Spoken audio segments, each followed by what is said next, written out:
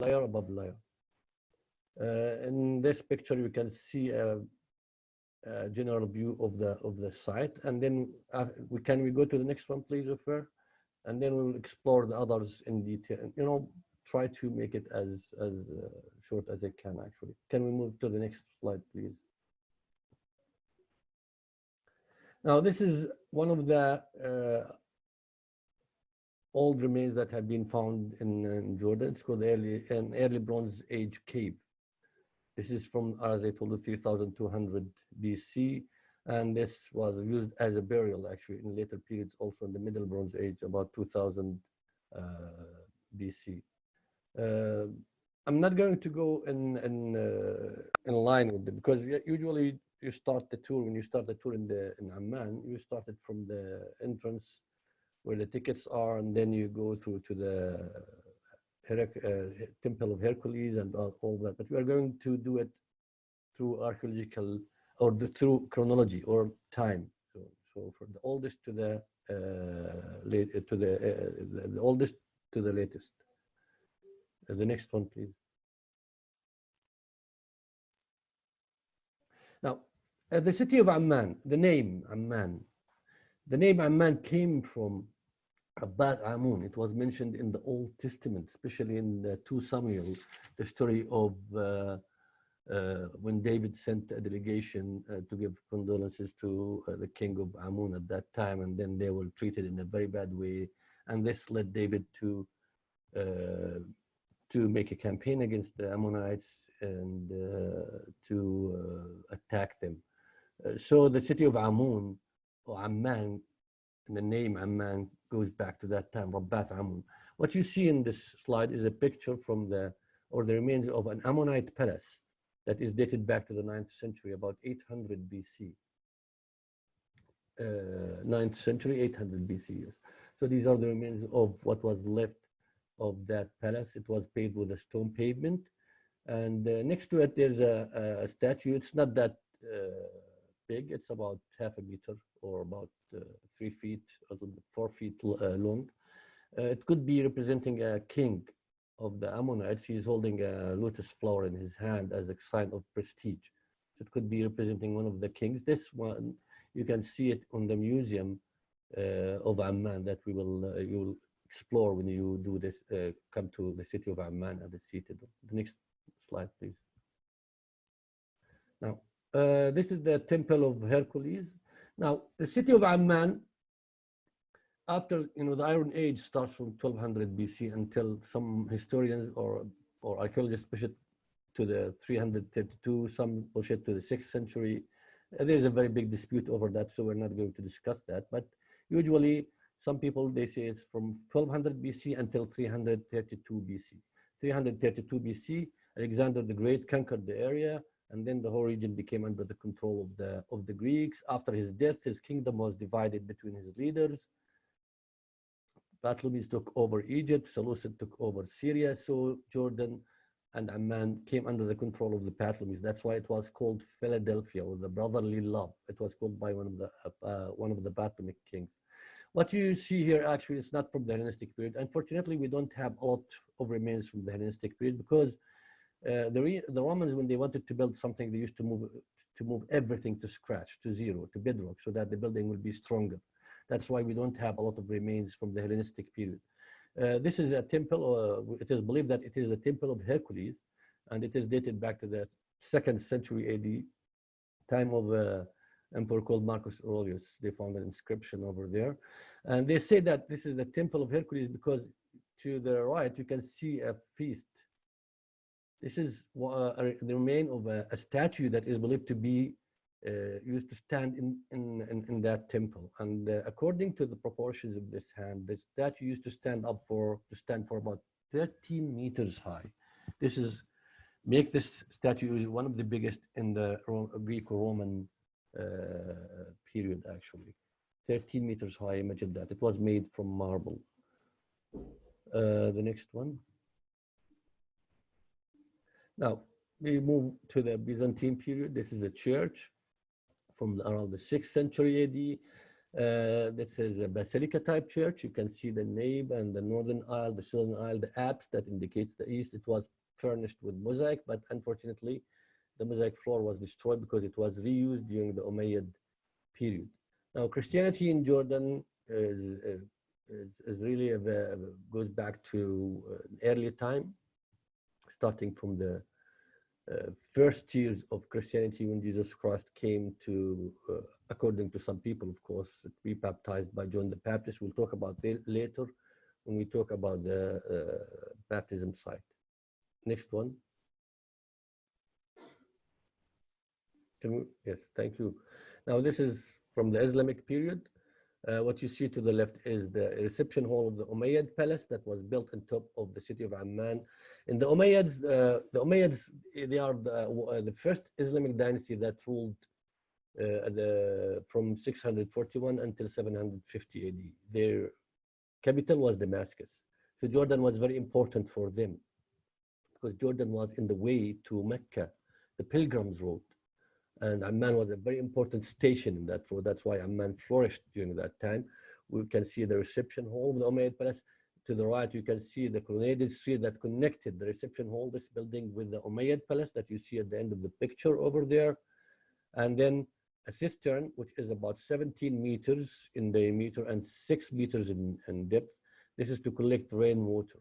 Water cistern. This is from also the Umayyad period, around the 8th century AD. So the city of Amman regained its old name, the name of Amun or Amman. In the old time, they didn't write in vowels. They only wrote consonants. So it was written Aman, Ha, Mim, Nun, Aman. So it could be pronounced Amun or Amman. So now it is called Amman. This is the old or the ancient name of the city of Amman before the Greeks came into this place and called it Philadelphia, as I mentioned to you before. Now, the colonnaded street could be part of an older construction that was existed there from the Roman period and even from the Byzantine period, because people in later periods, they started to use those buildings. They started to use the stones from the temples and the buildings that existed to rebuild their own houses, their own constructions. Next one, please.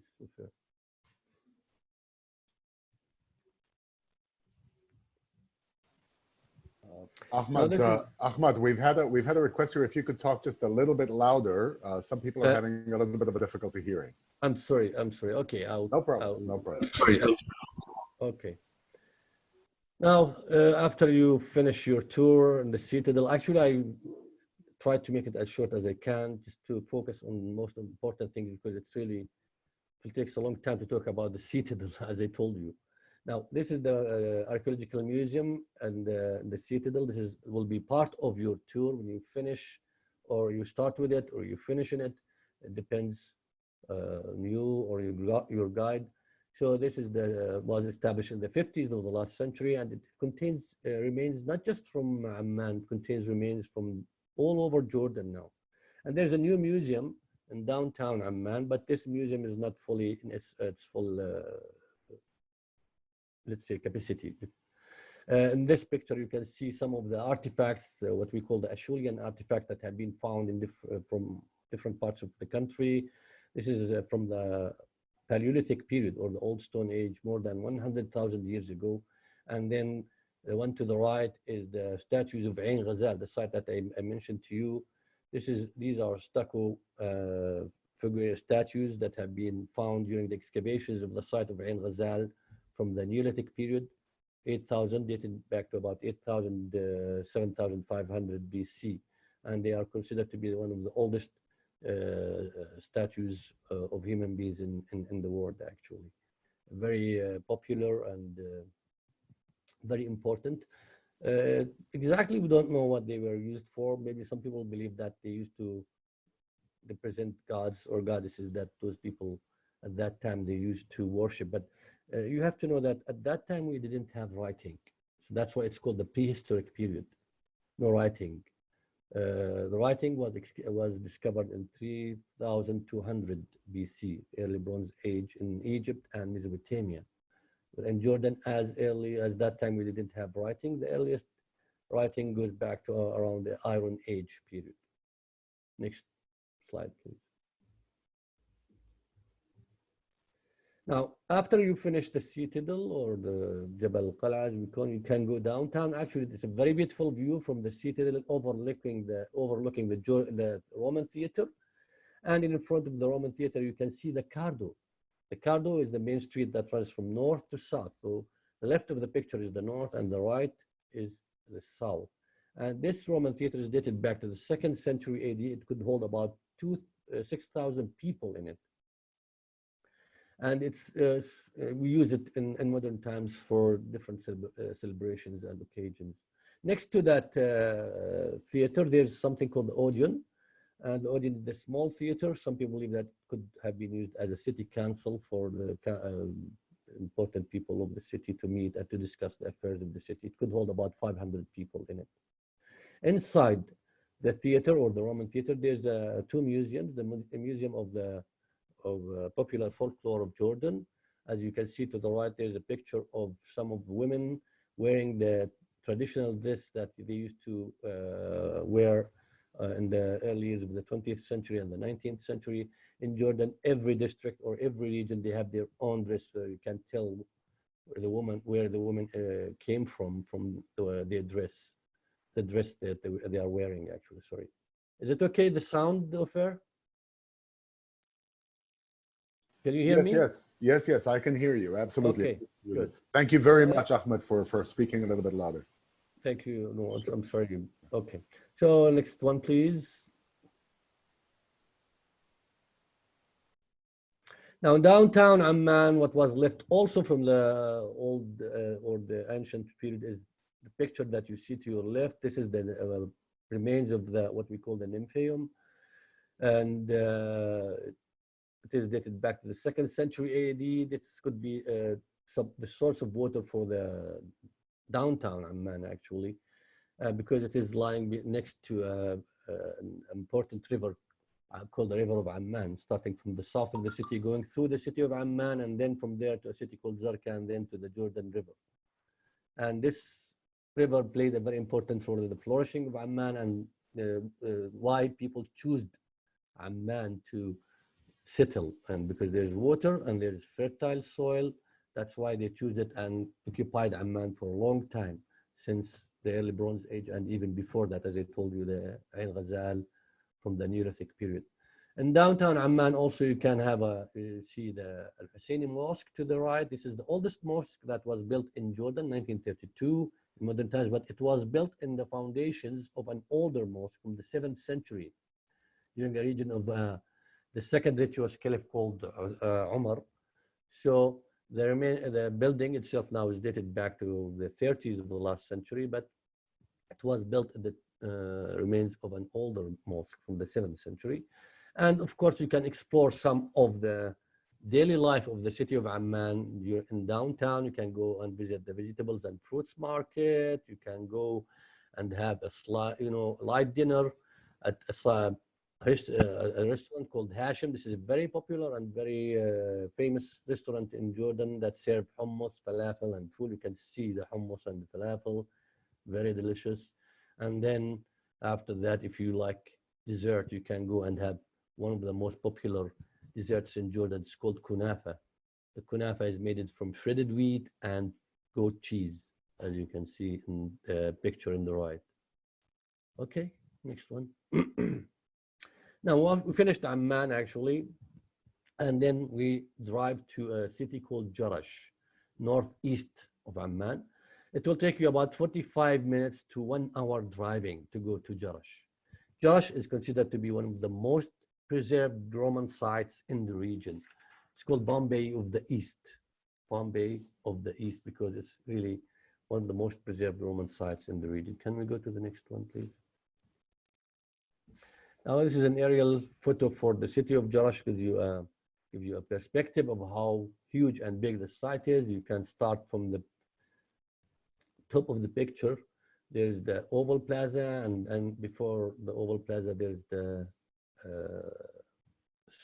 Southern Gate. And then you can see the planning of the Roman city at that time. You can see the Cardo running from north to south, and then the Cardo will be intersected by something called the Decumanus. The Decumanus is the street that runs from east to west, the left to the right. So this is the southern Decumanus, and at the intersection there's something called the tetrapylon. A tetrapylon worked like a traffic light to arrange the traffic between the Cardo and the Decumanus, and you can see the closed market at Mausoleum. It was used for, believed to be for selling fruits, vegetables, and meat. Next, please. Now, when you start the tour in Jerash, you start with this. This is called the Hadrian's Ark. Hadrian's Ark. Hadrian came and visited the city in 129, 130 AD. So the people, they wanted to celebrate this occasion. The emperor is coming to visit their city, so they built it as a temple of Ark to commemorate his visit into the site. And this was in 129, 130 AD. This arch has engaged columns, and at the bottom of the columns, you can see Corinthian or acanthus trees. This is an Nabatean influence, actually. You know, there are ones they used to have the acanthus on top of the column, the capital of the column. But over here in this gate, you can see it also on the base of the column. And there were two side pavilions. They were added later. The intentions of the people of Jerash was to enlarge the walls of the city to include this area, which is now outside of the city wall. But for one reason or another, they didn't work. You can see the niches to hold statues for the gods and the goddesses. Three entrances. This is a Roman style entrance with three entrances. The one in the center is bigger, maybe for carriages or chariots. The others for people. Next one. An aerial photo for the Hippodrome. The Hippodrome is for chariot racing. It was built at the end of the 2nd century or the early years of the 3rd century AD. Don't know for sure. The Hippodrome is by about 260 meters by 50 meters wide. It could hold about between 15 to 17,000 people. And you can see some of the seats, but most of the seats are destroyed actually. That people used to sit on to watch their favorite sport at that time, chariot racing. It is believed that it was in later periods, it was turned into an amphitheater for gladiation. Next one. Now, to the right at the top, you can see the original gate of the site. It's called the Southern Gate or Philadelphia's Gate. Philadelphia is Amman, as you know, and it was leading to Amman. That's why it's called Philadelphia's Gate. And it is believed that it was built during the time or before the building of the Hadrian's Ark, a little bit shorter before that. And it's much smaller than Hadrian's Ark. Actually, Hadrian's Ark was reconstructed in the 80s of the last century by a French expedition. This one was not. And then to the left, you can see the Oval Plaza, public forum that existed in front of the Temple of Zeus, which is to the bottom, to the right. This is the Temple of Zeus, and then to the left, to the bottom, is the North Theater. There are two theaters in Jerash. The North Theater could hold about 6,000 people, and it was built around the 1st century AD, the end of the 1st century AD, and the beginning of the 2nd century. And it is believed that it was built on top of a theater from the Hellenistic period, actually, from the 2nd century BC. Now, the Romans, they invented something called the vaulting system. That's why they were able to build theaters everywhere they wanted to. But the Greeks, on the other hand, they didn't actually. The Greeks, when they wanted to build a theater, they used to go into a mountain and carve the seats out of the mountain. So theaters were very important for displaying shows and other things. You can see actually in the picture to your right, you can see the outer walls of the theater behind the Temple of Zeus. That's the Temple of Zeus, as I mentioned to you. And the Temple of Zeus was one of the Greek gods. And actually, that's the question here. Why Zeus in the Roman period? We are talking about the Roman period now. In the Roman period, Zeus was called Jupiter. And actually, the temples that you'll see in Jerash, they all have the Greek names. They kept using the Greek name, Zeus, and then we later will see the temple of Artemis.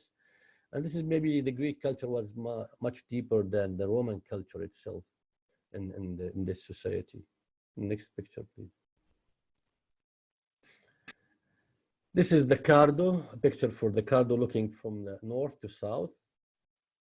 Actually, leading to the northern gate, actually, or Damascus gate, we'll see it later.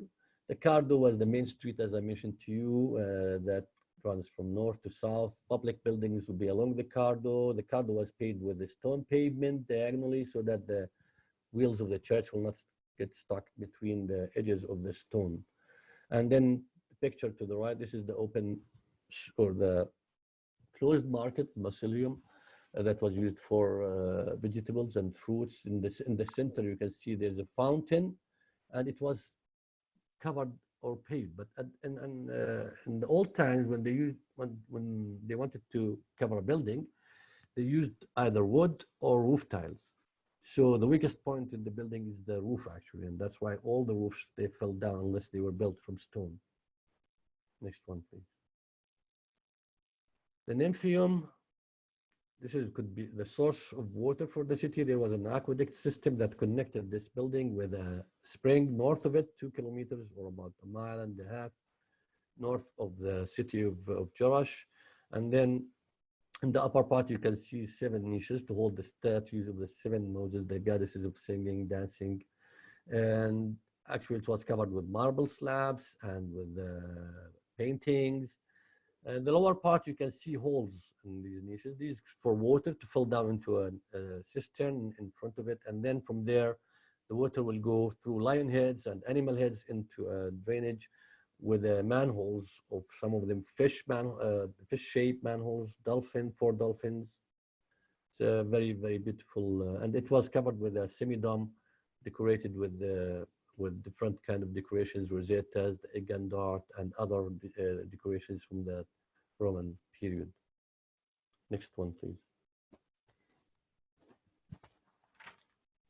Now, this is to the left is the North Theater. This is the smaller than the one that we saw, the South Theater. In all the Roman cities, they used to have 2 theaters, actually, a small one and a big one. The small theater could be used as a city council for the members of the council of the city at that time to meet and to discuss the affairs of their city. For special shows, it was covered with the floor, as you can see, was covered with the marble pavement, but it was actually reconstructed. So there's a small part of it which is original. And this theater was built in the 2nd century AD, and at that time it only could hold about 500 people. But in later periods, they enlarged it around the 3rd century AD. It was enlarged to hold about 1,400 people in it. And to the right, you can see the North Gate, or Damascus Gate, as we call it, because it used to lead to Damascus, and the North Tetrapylon at the intersection between the northern Decumanus and the Cardo, because the city had 2 Decumani, 2 streets that run from east to west. The south, that I told you about later in the view from the aerial view, and this one, which is the North Decumanus, and this North Tetrapylon at the intersection between the Cardo and the Decumanus. Okay, can we move to the next one? Now, as you know that Constantine the First, there was an edict that was in 313 AD, and Constantine, he issued this edict to be tolerant to Christians and to treat them with tolerance and to allow them to practice their worshipping and free of religion. And actually, this was in 313 AD. And actually, Christianity existed in Jordan before that, that edict. Actually, most of the people of Jordan, they were Christians. And but they were not allowed to practice in public. In the time of an emperor called Diocletian, Christians were executed, were tortured, but after Constantine issued that decree in 312, they were allowed to build churches and to practice in public. So they started to build churches all over Jordan. In Jerash alone, there are more than 20. Now, that's just these are some pictures that I choose to show you, but there are more than 20 churches spreading all over the place of Jerash with mosaic floors and marble pavements, some of them. You can see in the top to the left is a Bishop Isaiah Church, the Church of Saints Cosmas and Damianus. These Cosmas and Damianus, they were doctors in the Roman period. They converted into Christianity, so they were tortured and then executed, and they became saints and martyrs. So people believe that they had some kind of special healing power. That's why they used to approach them to heal them. And in the bottom, the left to the right, you can see some of the mosaic that have been that is furnishing the floor of that church, the Church of Saints Cosmas and Damianus. Actually, this church is part of a complex of churches. There are 3 churches. This one and other 2, John the Baptist and Saint George. So, but those 2 churches, they are really, the mosaic floors on them are in a very bad shape. You can only see just very few parts of it. And then the one to the left here, in the back of the picture, this is what we call the cathedral. The cathedral. And from the Cardo, there's a door that leads up to the cathedral. The atrium of the cathedral, there is this fountain. It is believed that the cathedral was built around the 5th century AD, and the fountain here was built at that time, in the atrium or the backyard of that church. Now, this fountain was mentioned in writings of Bishop Eusebius, and it is believed that maybe this was the duplicate of the miracle of Cana, when Jesus Christ turned water into wine. So some people mentioned that they used to see the water coming from one side, and then from the other side used to go as wine. So it could be one of this fountain that they were referring to. And that's why we believe that Jerash, because of the number of churches that have been that's spreading all over the place, was like a pilgrim site for pilgrims and pilgrimage station. Next one. Okay, if I want to talk about Jerash, I'll spend hours, as I told you. Actually, the tour in Jerash will take you at least 2 hours, to explore some of the things that I just showed you in those slides. So there are many things also to see in Jerash, but because of the time, I just mentioned the most, let's say, I thought that the most important things. Now, just about 45 minutes driving west of Jerash, there's a castle called Ajloun Castle. This castle was built by one of the leaders of Saladin in 1183 AD. And it is overlooking the Jordan Valley, and it's a very strategic position. It was built by Muslims to stop the expanding of the Crusaders from the south, and to control the pilgrims road that we used to connect Damascus with Mecca, and to also to watch or to guard the iron mines that existed around it for iron. This castle is really built during the Crusaders period, but it was built by Muslims, one of the leaders of Saladin, 1183 AD. It's called Ajloun Castle. It's really worth seeing also. Next. All right, now, Qais, Gadara. Very beautiful view from there. To the right, you can see the Golan Heights, and then to the left, you can see the Sea of Galilee. In a clear day, you can see them clearly. They are from the top of this site, which is called Qais. It's 2 hours driving north of Jerash, 2 hours and sometimes 2 hours and a half, depending.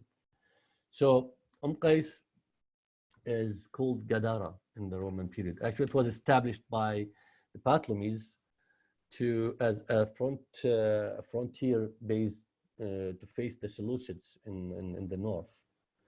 And so later the Seleucids, they took over it, and it was under the control of the Seleucids until the Hasmoneans came and took over it. And in 63 BC, it became under the control of the Romans after Bombay came and conquered this region. So in that time, the city was, Gadara flourished, and there are a lot of remains, but it's not fully excavated. There are a lot of remains from the Roman period and the Byzantine period and the Islamic period, actually. In the picture also, you can see the remains of the Nymphaeum. We'll see a closer picture of it. Next one, please. Okay. Now, when you start the tour in Qais or Gadara, you start with this north-south axis that leads to the Decumanus. Now, the topography of this city made the Romans make the main street the Decumanus, the street that runs from east to west, connecting the cities from Syria with the cities in the Mediterranean, the ports of the Mediterranean Sea. And that's the importance of that city, because it was controlling that road that connected some of the cities in Syria, like Damascus, Homs, and other Decapolis, because it was one of the Decapolis, actually. This is, I missed to also mention that the cities of Amman, Philadelphia, Gerasa, and Qais or Gadara, they were part of the Decapolis that was established. Some historians believe it was established by the Greeks. Others believe that it was established by the Romans. And along this street, there are the remains of the shops that existed, 17 shops. They were built from stone. And then you can see the West Theater, could hold about 3,000 people. This is the West Theater or the small theater. The North Theater actually is in really a very bad shape, and they started doing excavations on it, so it's not very clear. But this is the West Theater, and they can see that the stone that they used is basalt. It's not limestone like the ones that we saw in Jerash. Next slide. Decumanus Maximus, this is the street that runs from east to west, and it is leading to the west, actually, toward what is called Tiberias Gate. Now, they call it Tiberias Gate. This is the tower, the circular or the rounded tower, which is what was left of that gate, what we call the Tiberias Gate, because it was used to lead to the city of Tiberias or the Sea of Galilee, and it looks like it, similar to the Tiberias Lake Gate, sorry. And that's why they called it Tiberias Gate, because it used to lead to Tiberias and looks like it. Along the Caddo, there are many things to see and to explore, actually. And we'll see in the next slide, actually, please refer. This is the Nymphaeum. This is also in the Decumanus. And then to the right, this is what we call the Roman underground tomb that was made in the Roman period, but in later period. You know the story when Jesus Christ came to Gadara from. It is believed that he came to Gadara from Sea of Galilee, took a boat, and then he crossed the lake and went to the Gadarians. And in his way, he found a man possessed with the demons, and he casted the demons out into a herd of swine, and then they went to the Sea of Galilee, or the Lake Tiberias, as we call it. It is believed, some people believe that this story happened here in Gadara or Qais. So the Roman, and it is believed that maybe it happened here in this place, where the cemetery and the underground Roman tomb or Hippodrome.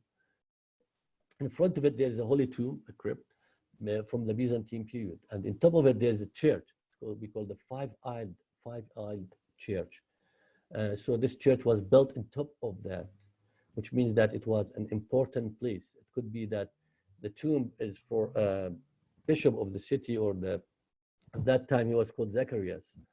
Zacharias was tortured and executed by Diocletian. So he became a martyr. So it is believed that maybe the tomb is for that bishop or that priest that he was killed by Diocletian. Next one. Now, during the tour, you can visit the Museum of Qais. The house, or this museum, is a house from the Ottoman period, but it was turned into a museum because the city or the site is occupied by an Ottoman village from the 19th century in the Acropolis of the Roman city, actually. And so most of the archaeological remains from that time is either was destroyed or under these houses. So one of these houses is this house. It's called it was turned into a museum. And then in the lower picture to the left, in the bottom, you can see the remains of the doors. One of them, the one to the right, is believed to be found from the Roman underground tomb or the Hippodrome that was found there. And then the statue of Zeus and the colossal statue of Tyche that used to stand for more than about 2.5 meters. The height of this statue that you see to the right is about 2.5 meters, the Tyche, or the goddess Tyche. Okay. All right. Now we move to the Madaba and Mount Nebo. Now, the city of Madaba was occupied from the Middle Bronze Age. They found remains, a lot of remains there, but city flourished during the Roman period and the Byzantine period. There are a lot of churches that have been found in Madaba. It is believed that it was a bishopric center. This church that you are looking at is the most important one, even though there are more. We will see that. But this church is called St. George Church. The building that you are looking at is actually relatively modern. It goes back to the late years of the 19th century and the early years of the 20th century. It was built by a group of Christians who migrated from the city of Al-Karak and and then settled in Madaba. During their work for the construction of this church, they found the remains of a mosaic map. We'll talk about Mount Nebo later. Can we go to the next one, please? So they found the remains of this map that you see in front of you. This is called the map of the Holy Land.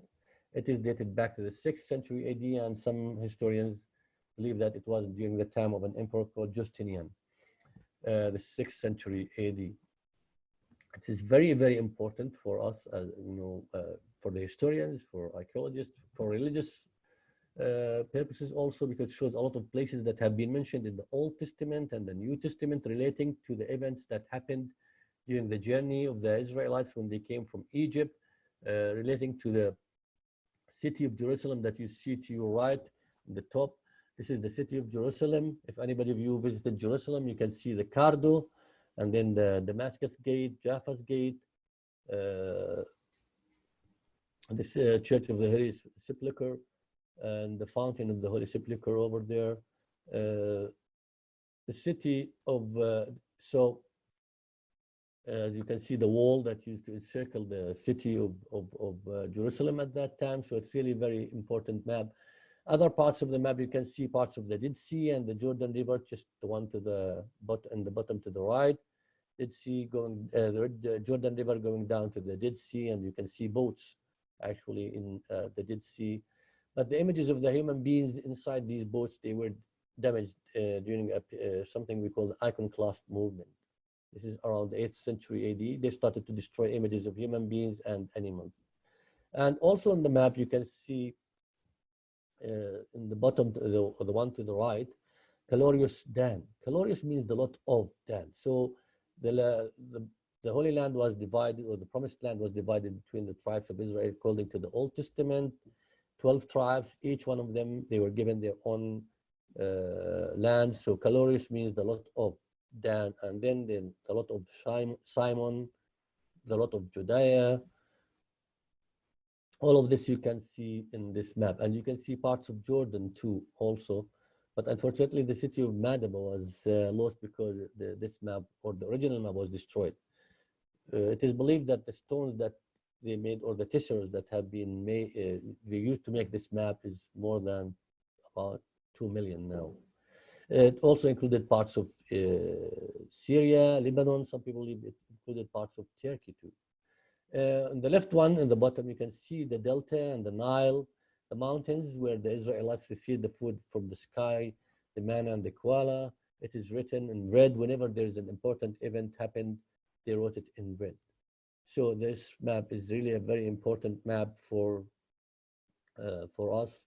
It gives us a clue and tell us something about the sites that existed during that time. We're talking about before the 6th century even, and where they used to situate. The people who use this or make this map, they were very informative about the topography, about historical events, religious events, and they took their informations from the Old Testament, the New Testament, the Onomasticon. This is a book written by the Bishop of Caesarea, and a map from the Roman period, from the 2nd century, for the roads that existed in the region. Okay, next one. The archaeological park. This is also something you can see in your way to the St. George Church or on the way back. The archaeological park includes parts of churches called the Church of Virgin Mary with a beautiful mosaic floor. This church actually was built in the 8th century AD. And when we say the 8th century AD, this means that this region was controlled by Muslims. So it was made during the Islamic period. It was built during that time. But to the left, this is Hippolytus Hall. Hippolytus was a figure in one of the Greek myths or in the mythology, but this one is dated back to the 6th century AD. The 6th century AD. So it's older. It's below this Church of Virgin Mary. And then in the picture also you can see the Roman street that existed from the Roman period, the 2nd century AD. Next, please. Mount Nebo. Mount Nebo, or the Memorial of Moses.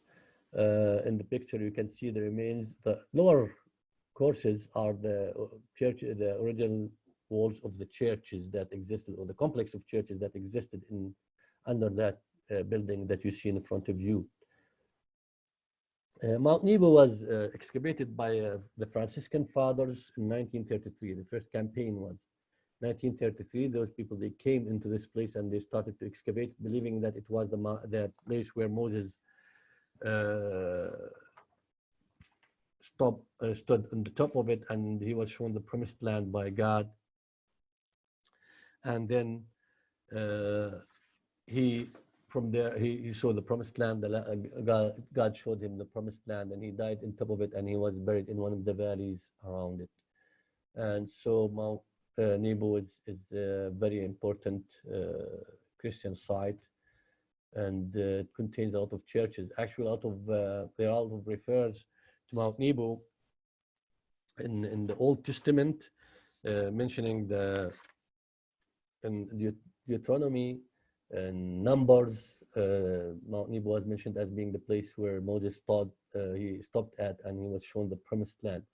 To the right, you can see the view overlooking the Jordan Valley, the Dead Sea, and in the back, actually, you can see glimpses of the city of Jericho, which is only about 11 miles from this place, west of this site, the city of Jericho. Inside Mount Nebo, there are 4 churches that have been excavated, dating back to the period from the 5th century AD until around the 7th century AD. One of the most interesting refers to Mount Nebo is the writings of a pilgrim called Egeria. Egeria came from Jerusalem, and then she went up to Mount Nebo, and she mentioned that in one of her writings, this is from around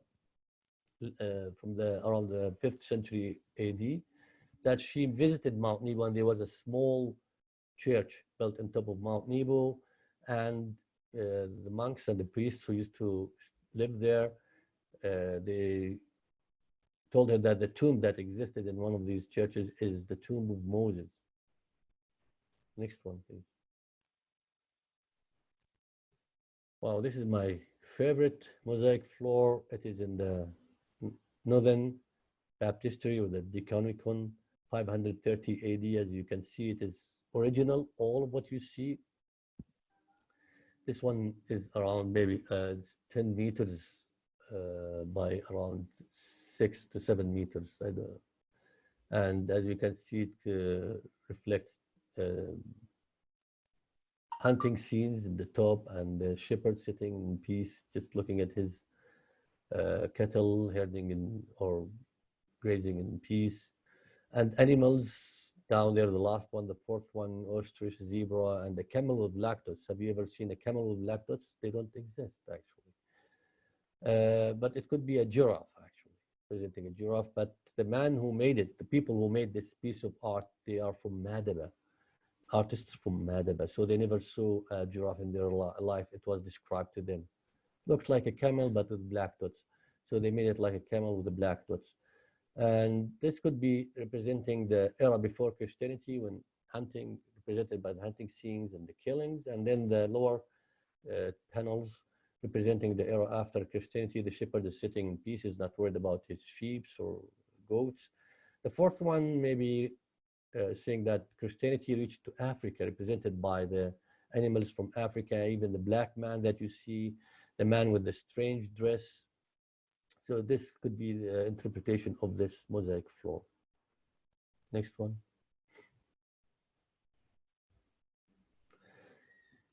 This is the Southern Baptistry. There's an inscription around the baptizing font. Looks like mentioning the name of Bishop Sergius, 597 AD. The chapel of the Theotokos, or the church of the new church of the Mother of God. As you can see, it is furnished with mosaic, with the animals and floral designs, geometrical designs, very beautiful mosaic floors. So on top of, inside or under the shelter that you saw in the first picture about Mount Nebo, you see these churches and the Basilica Church also. Next one. Sorry guys, I'm trying to make my best to make it as you know, so that we could stick with 1 hour, not more like yes, last one. I got excited last time.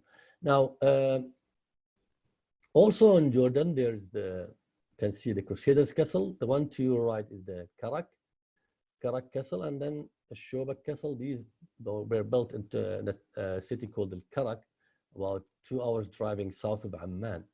Crusaders came into this area in 1099 AD, and they occupied Jerusalem, established the Latin Kingdom, and then they started to expand toward the east so that they could have control over the Pilgrims Road that I told you about, and used to connect Damascus with Mecca, and even with Egypt too, through land, to Sinai and then to Egypt. So they built a castle. The first one that was built was called was called Montreal, Ashobak, 1115 AD. The one that you see to your left. This is called Ashobak Castle. During the Crusaders period, it was called Montreal, or the Real Mountain, because the first wave of the first campaign of the Crusaders, they came from France. That's why in the Arabic literature, the medieval literature, they were described as the Franks, not the Crusaders. And then Al-Karak Castle was built later in 1142 AD. Next. Wadi Rum. Did you see, anybody of you saw the movie, the Lawrence of Arabia? Lawrence of Arabia? Now, Lawrence of Arabia was a movie that was shot in the 60s of the last century, and a lot of the scenes were shot here in this area.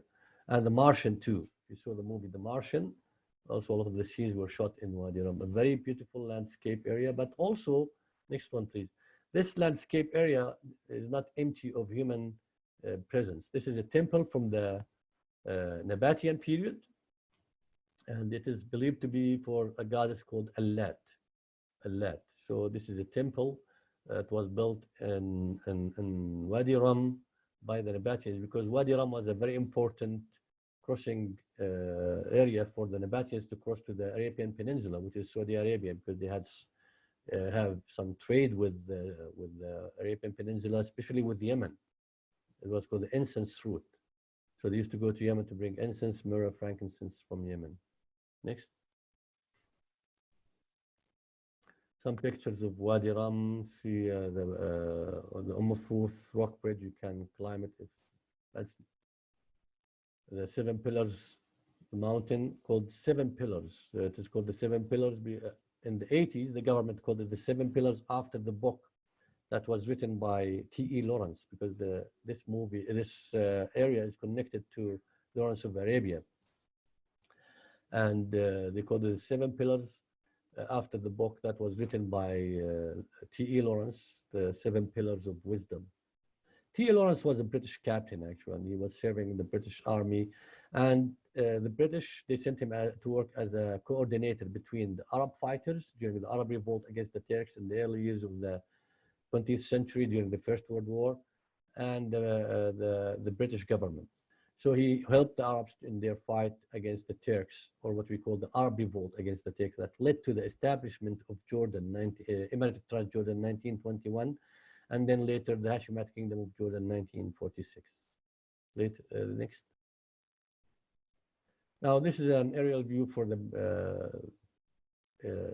church in what we call the baptism site, or Bethany beyond the Jordan. A Greek Orthodox church, was built in 2003, actually. In 1994, Jordan signed a peace treaty with Israel. And then after the signing of the peace treaty, this gave archaeologists a chance to go and excavate in that area, because this area was a closed military zone until that time. It's very close to the West Bank and to the border. And then after that, they started to do archaeological excavations, and they found the remains of churches and other installations in this area. Can we go to the next slide? This is what believed to be the place where Jesus Christ was baptized by John the Baptist. Some people believe that, or John Paul II came into this place actually and declared it as a pilgrim site for Christians. The stairs leads down into the place where there's a spring called Al-Kharrar. As you can see, it is full of water. In wintertime, it will be full of water. And then this spring will go to the Jordan River. And the 4 pillars, there were 4 pillars supporting a church, they call it the dress church. So usually, this church is looking toward the east. And in the east, there will be an apse. This is an important part of the building of the church that used to indicate the east. But in this case, the people made stairs leading down into this spring or to this place. So that's why maybe it is an important place. That's why they did that. They, instead of building the apse, they built the stairs leading from that church on the top to the spring down there. It's called Al-Kharrar spring that used to go down into the Jordan River. Next. Now, guys, we want to talk about the baptism site. Will take us about, or other site, all of the sites that you saw need at least for each site 1 hour. So I tried to make it as short as I can, actually. Now we go to the Islamic period. Muslims came into this area. The first encounter between Muslims and the Byzantines were in a battle called Al-Yarmouk, south of Jordan.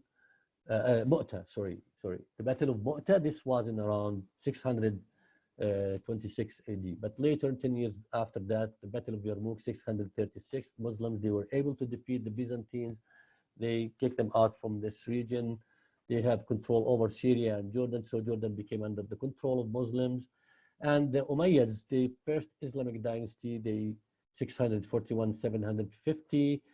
Jordan was very important for them because it was like, in the way to Mecca, connecting Mecca with Damascus. And those people, they were originally Bedouins. So, and Damascus is a city, so they wanted to spend some leisure time in the desert and to enjoy hunting and other things. So they built what we call the desert castles. To the left, actually, this is believed to be a caravanserai in the way that we used to connect Amman with Baghdad. It's called Al-Kharrani caravanserai, consisting of 2 stories, rooms, or like a suite. A central room with 4 side rooms. Everyone, they used to stay in this suite in their travel between Amman and Baghdad. In the lower one, you can see one of the Umayyad palaces that have been built in the what we call the desert castles or in the desert. It's called Al-Mushatta. And the facade that you see to the right, it's not in Jordan, unfortunately. It's in Berlin. It was given by Abdul Hamid II, the last Ottoman emperor or last Ottoman sultan to Germany because of their help. They helped the Ottomans in the First World War. So this facade, if you go to the museum in Berlin, you can see this beautiful facade there. It's part of that palace, Qasr al-Mushatta, that is next to the airport, actually, Queen Alia International Airport, south of Amman. Next one, please. Amra Palace.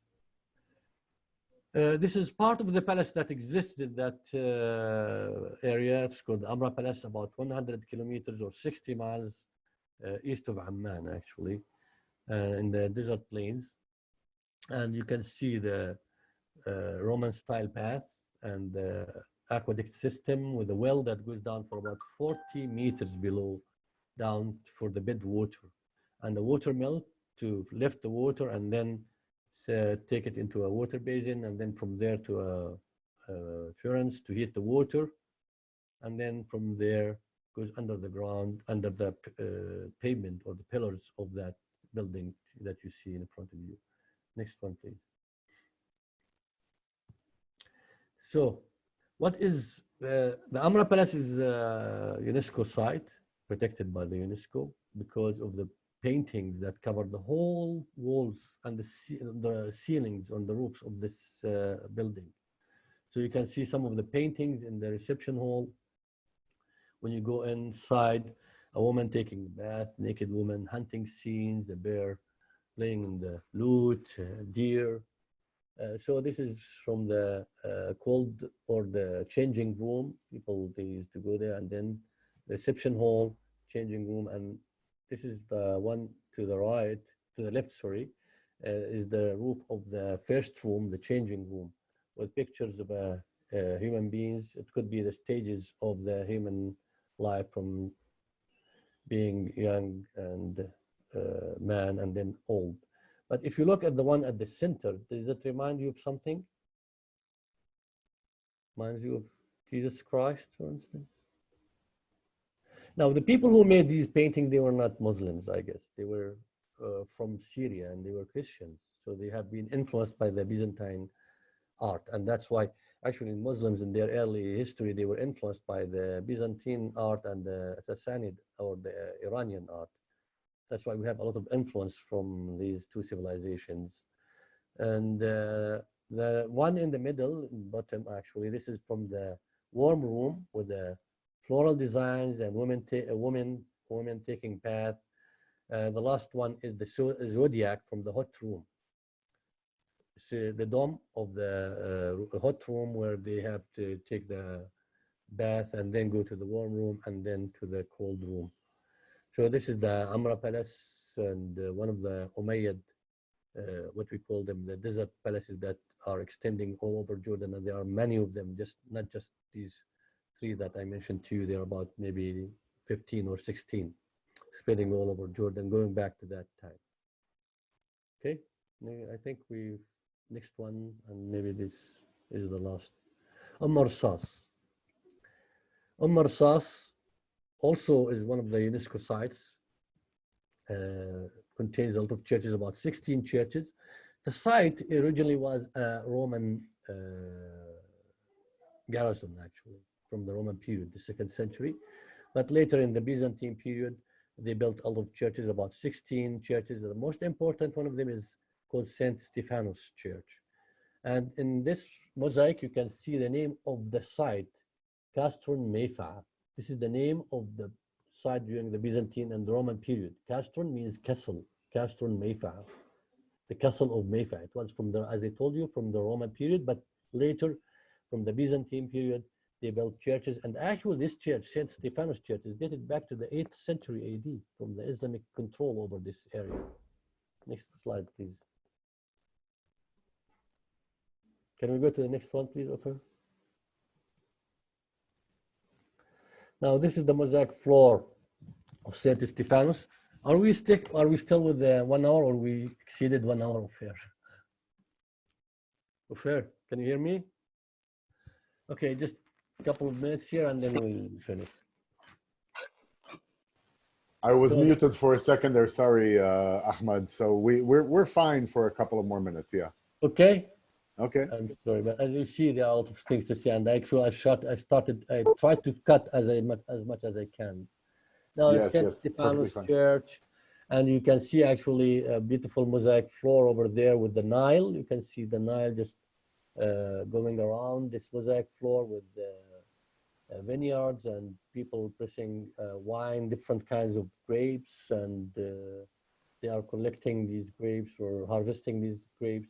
On both sides of the Nile, there are cities from Jordan and cities from the Holy Land. You can see the city of Amman, Philadelphia, Castron, Mayfa'a, and also you can see the city of Jerusalem on the other side. So the Nile divide or separate between those two, between those cities in Jordan and the cities in the Promised Land or the Holy Land. And this is another mosaic floor. You can see how beautiful it is from the Saint Stephanus Church. Actually, there are a lot of churches. I told you there are more than 16 churches spreading on that side. Next one is north of the complex of churches of South, about 2 kilometers, about a mile and a quarter of a mile. There is this tower that stands for about 15 meters, Stylite Tower. This is part of practice that used to be practiced at that time.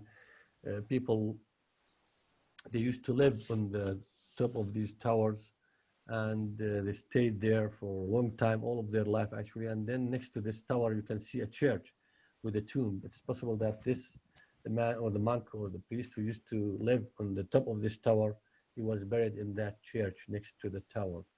This is the also in Marsas, or close to the site of Marsas. Okay. Okay. So I think that's the last one, Ahmad, if I'm not mistaken. Thank you very, very much for this fascinating introduction to Jordan beyond Petra. And I hope those who joined us today, that they were able to learn a little bit about what Jordan has to offer beyond the magnificent site of Petra. There's so much history, so much information, so much fun to be had in Jordan. And I'd like to thank you very much for that, Ahmad. You're welcome. And of course, there will be a record. I'm sorry for the, if I wanted to talk more, it will take us more than. Well, it's a normal, for guides to be very excited about their destination, So yes. I'm very excited actually. It's perfectly fine, perfectly fine. So if anybody has a question. Yeah, does anybody have any questions for Ahmad here? Thank you. That was great. Chad. Yeah, this is Wafika from Cairo. We'll be talking with Wafika in a second. And if I'm not mistaken, John from North Carolina. Poor John, I just talked to him, and he's probably jumping over the table to answer. But I think he was with you in Jordan this past February, if I'm not mistaken, along with a group from his church in Davidson, North Carolina. So next week, I just wanted to let everybody, we're doing things kind of in a backwards way here, as it relates to Egypt in any event. A few weeks ago, I asked Wafika to prepare a lecture about ancient Egypt, and which is what she did. But what I'd like to do is I'd like to correct that. Some people have asked, and they said they wanted an introduction to Egypt. Before we get to ancient Egypt itself, they wanted to learn about the country and the beautiful sites, and to see, what goes on around Cairo and the beautiful sites of Luxor and Aswan. And so we didn't do that the last time. We will do it next week. Is that correct, Wafika? How's that sound? Sure, perfect. Looking forward. Wonderful, wonderful. So next week will be an introduction to Egypt, even though we've already done the ancient Egypt part, which can then all the previous lectures can be seen on my website, just scopiatours.com/lectures. You're welcome to go and see all these recorded lectures from before. So if nobody has any more questions here, thank you to all the wonderful people who replied here. And oh, I see here that John wrote, yes, Ahmad, an excellent guide from February. John is writing us. So thank you very much for that. Okay, so we'll see everybody. Shabbat Shalom to you all. Ramadan Kareem to our Muslim friends. And we'll see you all next week exploring Inshallah. Egypt. Shalom, shalom, salam alaikum. Tisbah al khair. Bye. Bye. Good night. Thank Good you all night, for joining everybody. us. You're welcome.